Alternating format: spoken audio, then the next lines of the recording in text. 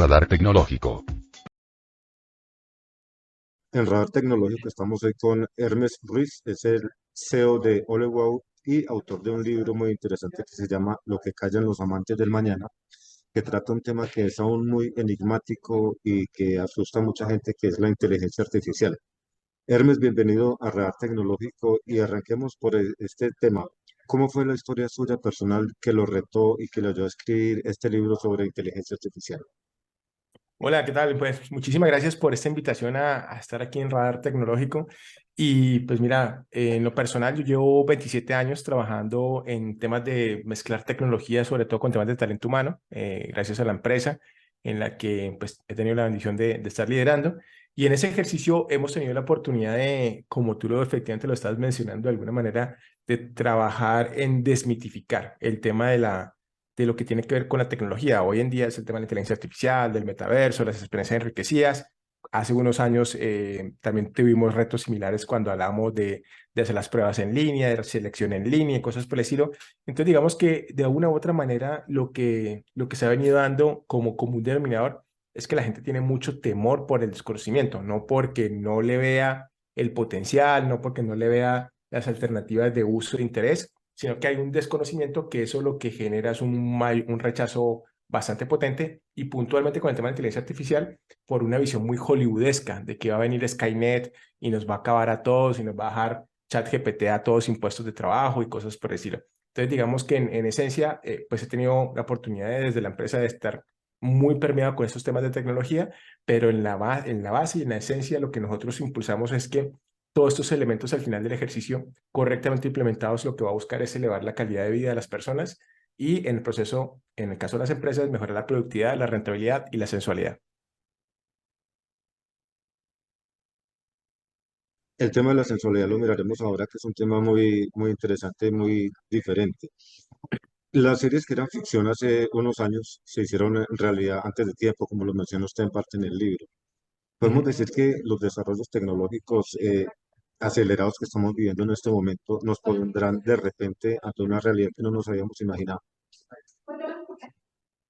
Claro, de hecho lo estamos viviendo. Cuando nos metimos en el tema de pandemia, muchos de los reportes hablaban de que las empresas en general vivieron procesos de aceleración de casi 10 años en temas de adopción de distintas tecnologías. Personas que tenían grandes o pequeñas o medianas empresas de la noche a la mañana se dieron cuenta que con la correcta combinación de elementos de tecnología podían prestar sus servicios o entregar sus productos mucho más allá de sus fronteras. Y en ese ejercicio yo creo que con todo este tema de inteligencia artificial se potenció el democratizar las capacidades, se entendió que correctamente combinadas todos esos elementos, correctamente adoptados, éticamente adoptados, realmente lo que se logra, y ya lo dije anteriormente, pero permíteme reiterarlo, es mejorar la calidad de vida de las personas. En ese ejercicio, el tema de la inteligencia artificial y las posibilidades que están allí apuntan precisamente a que todos sin necesidad de ser los super expertos en un tema determinado, podamos recurrir a la tecnología para solventar alguna inquietud, solventar algún punto y obviamente ser mucho más productivos en ese ejercicio. Se habla ahorita del tema de Skynet, el temor que ha generado en muchas personas con los desarrollos de este tipo.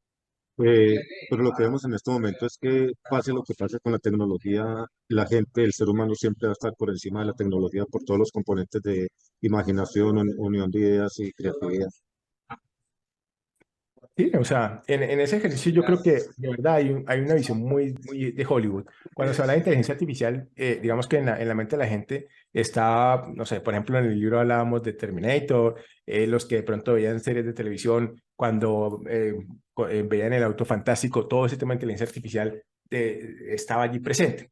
Pero yo creo que ese tema del temor es, sinceramente, en muchos casos infundado. Cuando a mí me preguntan si la inteligencia artificial es buena o es mala, yo les hago el ejemplo o la relación con la inteligencia artificial, hagan de cuenta que es como un cuchillo. El cuchillo en sí mismo es tecnología, pero el cuchillo puede ser utilizado para el mal o para el bien. Yo puedo utilizarlo, o bueno, en mi caso no, pero seguramente alguna persona utilizará el cuchillo para matar a una persona, lo está utilizando para el mal, o lo puede utilizar para hacer un muy buen corte de carne y generar las piezas ideales para poder hacer un buen asado. la tecnología asociada al tema de la inteligencia artificial es exactamente lo mismo. La inteligencia artificial por sí misma no es ni buena ni es mala. La inteligencia artificial está para permitirnos potenciar lo que somos nosotros como seres humanos. La inteligencia artificial, de hecho, a nivel industrial se está usando hace varias décadas, no es algo nuevo a nivel corporativo.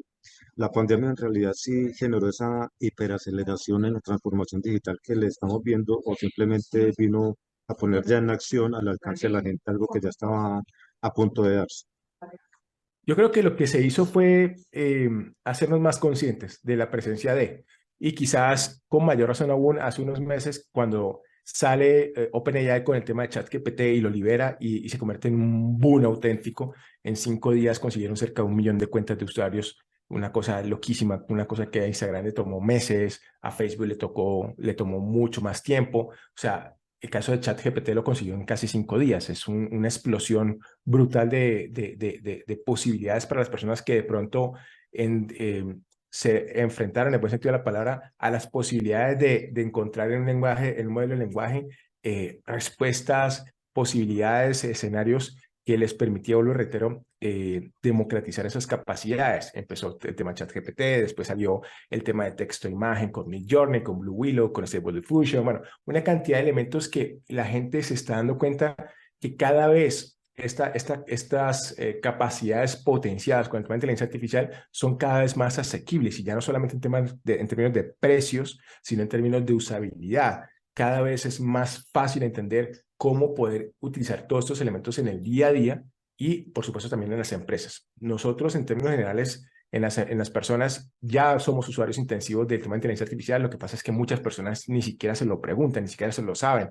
Cuando están viendo Netflix, Amazon Prime, cualquiera de estas cosas, cuando estás utilizando Google Maps o Waves, estás siendo un usuario intensivo de inteligencia artificial. Muchas personas ni siquiera lo saben. Pero cuando tú hablas de inteligencia artificial aplicada al mundo empresarial, la gente como que lo ve muy lejano y realmente es muy cercano gracias precisamente a las distintas alternativas que se están abriendo hoy en día. En los 2 últimos siglos hemos tenido 4 revoluciones industriales diferentes y pues Ujú. cada uno en su momento ha generado pánico, susto, pero igual nos hemos tenido que adaptar en su debido momento. ¿Cómo la inteligencia artificial y el mundo 5.0 que estamos empezando a vivir nos pondría en un mejor escenario como civilización sin deshumanizarnos por la especie de menor esfuerzo que implica obtener lo que se requiere para cada persona? Ok, mira, yo vuelvo al mismo punto. Cuando alguien me comenta esto similar a lo que tú estás planteando, efectivamente lo que les digo es, la gente se queda con las noticias del drama, la noticia de que sí, efectivamente hay algunos puestos que se van a ver destruidos, pero, por ejemplo, si te vas a las cifras del Foro Económico Mundial, se plantea que para el 2025, en términos absolutos, se van a crear cerca de 97 millones de puestos de trabajo adicionales. Es decir, en términos absolutos, van a ser muchísimos más los puestos de trabajo que se van a crear asociados a todos estos temas de automatización, de robótica, inteligencia artificial, que los que se van a destruir. ¿Qué es lo que va a pasar? ¿Qué es lo que nos vamos a tener que ver enfrentados? A un proceso de reconversión. Pero es lo mismo que pasó, como efectivamente tú lo estás mencionando, en las revoluciones anteriores. Los que de pronto hace unos años, o en el siglo pasado, cuando entra el carro, cuando entra el vehículo, pues los que andaban en coche decían qué iba a pasar con el cochero, se van a destruir todos esos puestos de trabajo y surgieron muchos otros tantos, surgieron los mecánicos, surgieron los de los pavimentos, los ingenieros, los constructores de puentes, o sea, muchos otros elementos se potenciaron y una situación muy similar en la que nosotros estamos viviendo y vamos a vivir precisamente con la incorporación de todo este tema de la revolución 4.0 que estamos viviendo. En este componente estadístico son más los empleos que se van a crear que los que se van a destruir. ¿Sí? Mirando la gente de los empleos que se van a destruir, ¿qué le recomendaría a usted? ¿Cómo se pueden adaptar para no morir en esa transición y sufrir este cambio?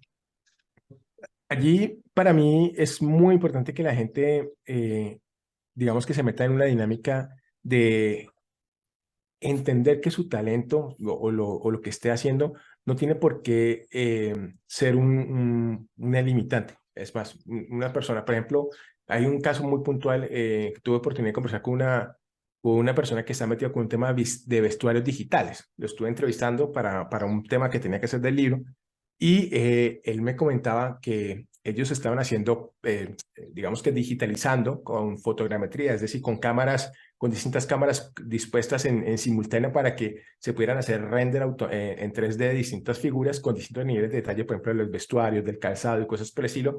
Muchas personas pensaban que eso se podía hacer absolutamente en entornos digitales. Y resulta que no. Eso lo que hizo fue que, por ejemplo, los que eran expertos en temas de zapatería, el tema que hace el vestuario y cosas por el estilo, pudieran siguiendo ejercer su talento, sino que en este caso lo iban a llevar a un entorno absolutamente digitalizado. ¿Por qué? Porque el nivel de detalle, que la hebra, cosas por el estilo, eso es muy complicado simularlo en un entorno absolutamente digital. Entonces, en ese ejercicio, yo creo que lo que hay que hacer a la gente es quitarle el temor de que es que se va a destruir porque sí y se va a quedar con los brazos cruzados. No, todo ese talento, todas esas posibilidades se pueden ver potenciadas llevándolos a entender que esto que está acá, soportado en temas de inteligencia artificial, soportados en experiencias inmersivas, lo que se necesita es desarrollar unas habilidades del siglo XXI. Se necesita es aprender a acceder a la información correcta, a poder procesar y a poder separar la paja del trigo. Y por eso, y en ese ejercicio, por ejemplo, pasar a escenarios de poder crear y comunicar lo que se está haciendo. La gente va a poder entender que la inteligencia artificial puntualmente lo que va a permitir es democratizar las capacidades. En ese mismo sentido de democratización, en lo que usted estudió en las entrevistas que realizó para este libro, ¿qué le recomendaría a una persona o a una empresa para que haga de la inteligencia artificial una aliada? Porque es algo que llegó y es algo con lo que vamos a seguir conviviendo. Lo primero es que entender que esto no es opcional. Esto es una realidad y esto es algo con lo que vamos a tener que aprender a convivir y de la correcta adopción de estos elementos es lo que nos va a permitir avanzar en una dirección o en otra, lo primero. Lo segundo es que la tecnología jamás va a ser el primer lugar en la puesta en escena que deberían tener los líderes de la organización. Lo primero para que todo funcione es la gente. Lo primero que se debe potenciar son las personas. El segundo componente es aprender a identificar cuál es la experiencia que yo quiero colocar en marcha, cuál es la que yo quiero potenciar. El tercero paso, ahí sí aparece la tecnología, cuáles elementos de tecnología van a permitir que esa experiencia se ponga en marcha. Y el cuarto, saber contar el cuento, comunicar correctamente. Gente, experiencia, tecnología, comunicación. 4 pasos sencillos, 4 pasos fundamentales, pero la magia definitivamente está en colocar a las personas en el centro. ¿Por qué? Porque si logro colocar a las personas en el centro, voy a mejorar la calidad de vida de las personas y en el paso, en el ejercicio, vuelvo y reitero, mejoro productividad, rentabilidad y sensualidad. En este punto, pues en la parte de educación en Latinoamérica, en Colombia, ha sido una falencia histórica. Tenemos ahí un bloqueo cultural, eh, digamos, histórico, para que la gente siga teniendo ese temor a asumir y a adentrarse en lo que es la inteligencia artificial y los beneficios que le podría generar. Yo, O pero sea, la pregunta es, hay temores, o sea, culturalmente hay temores al cambio. Ese temor al cambio podría generar algún bloqueo para que haya una mayor difusión, un mayor aprovechamiento de la inteligencia artificial.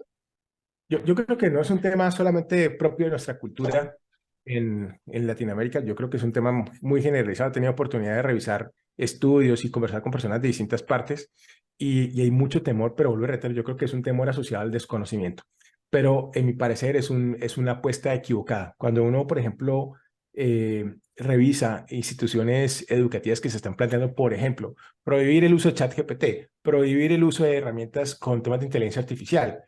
Yo he hablado con esas personas de esas organizaciones, digo, están locos, o sea, están condenando a las personas que, por ejemplo, están en esas universidades a que el día de mañana que vayan a salir al mercado a buscar un empleo o a ser emprendedores, cosas por el estilo, a que estén atrasados meses, años o lustros completos, porque precisamente la realidad del mercado es que muchas de estas personas van a tener que aprender a manejar correctamente todos estos elementos tecnológicos, todas esas potencialidades de soluciones soportadas en temas de inteligencia artificial. Lo que yo debo entender es que la magia no está en la tecnología, en el componente educativo. Nosotros tenemos que ser capaces de ser autocríticos y entender que nuestros modelos educativos están tomando creo, no en todos los casos, pero en muchos de los que yo he visto, un camino equivocado. Las universidades, por ejemplo, creen que es que la competencia sigue siendo la universidad al lado, cuando realmente la competencia de todas las personas que están asistiendo a estas universidades puede estar en el mundo entero. Hoy en día, gracias a las tecnologías, gracias a las posibilidades que tenemos hoy en escena,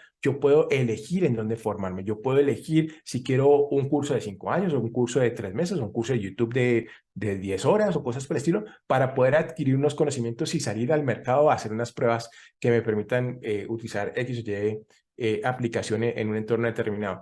Pero yo creo que la apuesta es entender que esta es una realidad y que tenemos que cambiar sustancialmente el modelo educativo que tenemos nosotros aquí.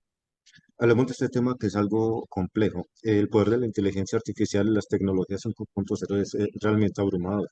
¿Cómo darle un manejo ético adecuado si eso depende de la ética de quienes realizan los algoritmos, ya sean personas o multinacionales con unos intereses específicos?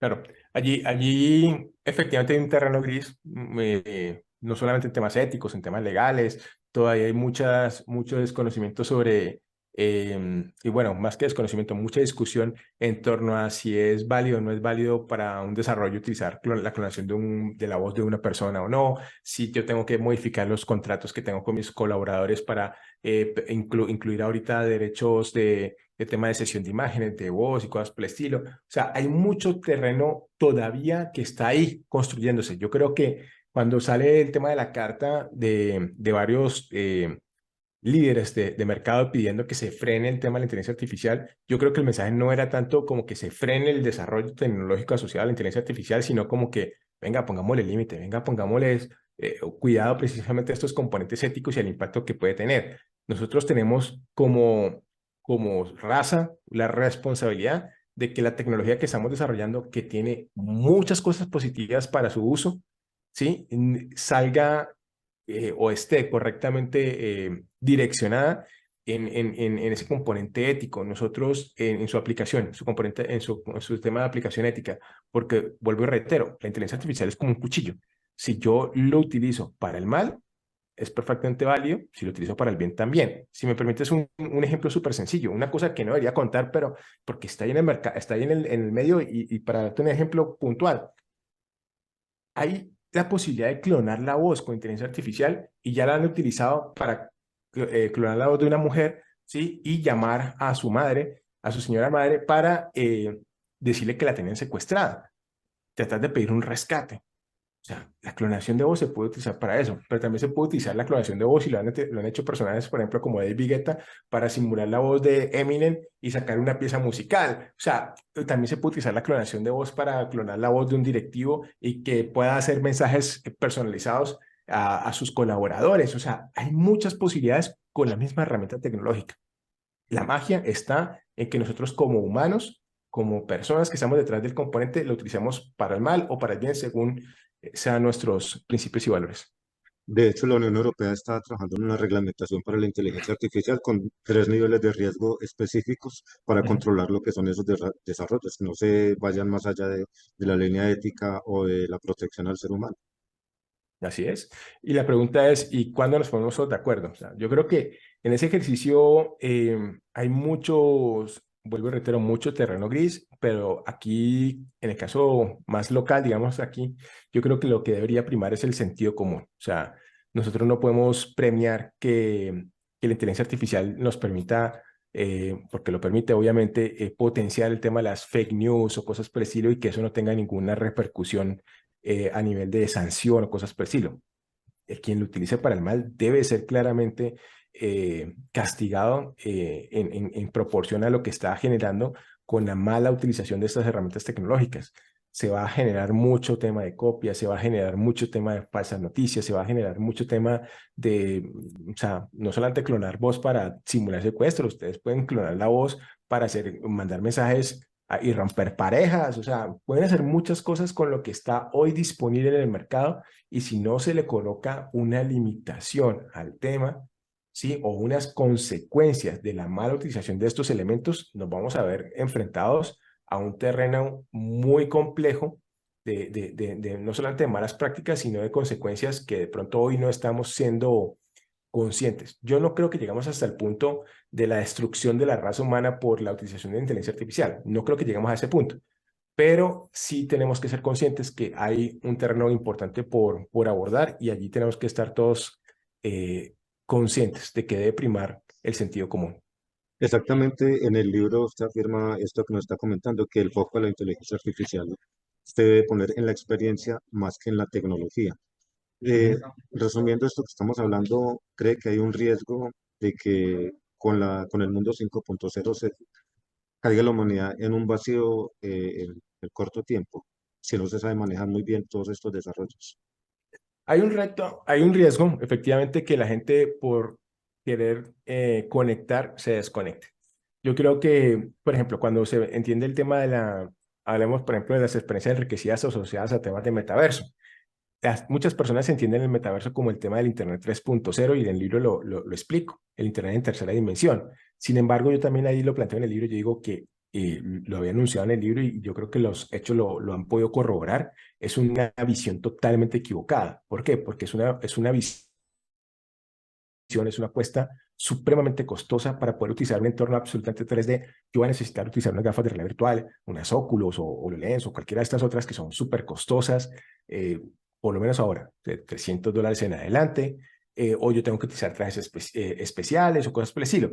Sin embargo, una visión de metaverso, como yo la planteo en el libro y como la plantean muchas otras personas, en donde es la conjunción de distintas tecnologías que mezclan realidad aumentada, realidad virtual, Internet de las cosas, inteligencia artificial, reconocimiento facial, etcétera, etcétera, que me permita construir una experiencia digital, es decir, una experiencia que mezcle lo mejor del mundo físico con lo mejor del mundo digital, sí es el camino correcto, porque lo único que van a necesitar en el peor de los casos es el uso de un teléfono celular, un teléfono móvil, para poder utilizar lo que se pueda construir.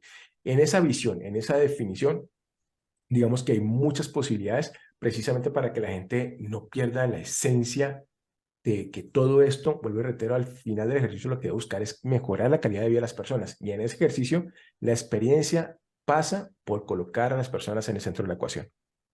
La recomendación entonces sería que la inteligencia artificial sea una competencia, una colaboración en lugar de una competencia. Sí, absolutamente, totalmente de acuerdo.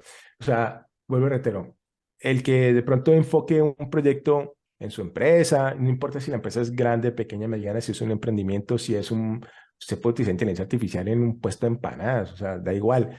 Lo importante es que la gente no pierda la magia que tiene esto, y es que nos permite ser más humanos, que nos permite tener más tiempo de calidad para poder interactuar con las personas, para poder ofertar una mejor experiencia de usuario final. O sea, piensen en eso, piensen que realmente la tecnología es carpintería, si me permite la expresión. Yo creo que de hecho en el libro lo planteo así. Eso es lo de menos. Lo que realmente importa es potenciar la experiencia.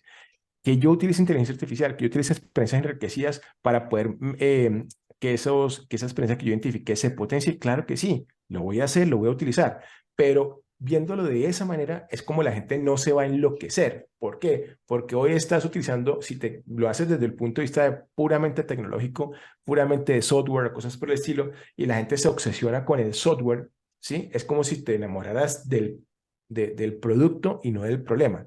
Y la invitación que se hacen los grandes emprendedores es que te enamores del reto, que te enamores del problema y no que te enamores de la solución. Hoy se llama ChatGPT, mañana se llama VAR, pasado mañana se llama Pepe Pérez, Bin, Juan, da igual. No importa qué a nivel de tecnología se esté utilizando o qué tengas como alternativa. Lo que realmente importa es que no pierdas el norte, que es para qué voy a utilizar las cosas, por qué me voy a enamorar de esto, cómo lo voy a hacer y qué voy a lograr. ¿Por qué, cómo y qué? Es la base de todo lo que ustedes deberían poder implementar. Finalmente, Hermes, ¿cómo definen ustedes en OleWow lo que es una organización más sensual? Sencillo, una organización más sensual es una organización donde la gente quiera estar, donde esté enamorada, donde esté con ganas de participar activamente, de construir, una organización líquida, una organización dinámica. Eh, las organizaciones sensuales no necesariamente tienen por qué tener los grandes presupuestos para poder atraer a los mejores talentos. Simplemente lo que buscan o lo que fomentan estas organizaciones sensuales es generar las condiciones idóneas para que tú te puedas rodear de los mejores en cada espacio, en cada momento, para poder construir experiencias memorables. Hermes, muchísimas gracias por estar aquí en Radar Tecnológico y pues éxitos con su nueva publicación, Lo que callan los amantes del mañana. Nada, muchísimas gracias a ustedes y seguimos ahí conectados. Recuerden que lo que callan los amantes del mañana es una invitación a descubrir eso, lo que hace la inteligencia artificial y el metaverso en las personas y en las empresas. Radar Tecnológico.